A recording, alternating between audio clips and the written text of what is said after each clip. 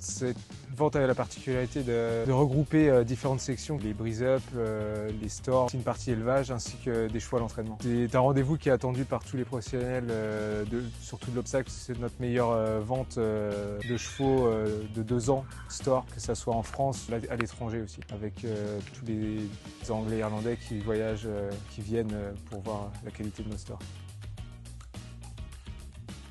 Ils viennent chercher surtout déjà la qualité de l'élevage français qu'on peut voir. On peut voir beaucoup de FR performer chez eux et aussi des chevaux qui performent aussi sur le ring avec des pinous qui fonctionnent plutôt très bien avec les chevaux français.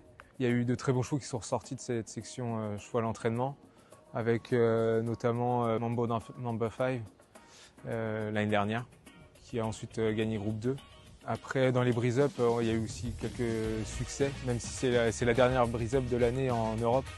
Mais quelques bons chevaux sont ressortis, notamment avec chez Pierre qui a performé au niveau groupe 1 aux États-Unis. Et en ce qui concerne la partie élevage, voilà, c'est la première vraiment vente d'élevage de l'année avec différents profils, que ce soit en plat ou en obstacle.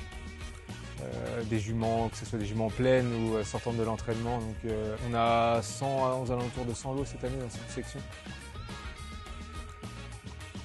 L'année dernière, on était un peu retombé, toute la ferveur de l'obstacle qu'il y avait en 2022-2023, on est un peu retombé l'année dernière.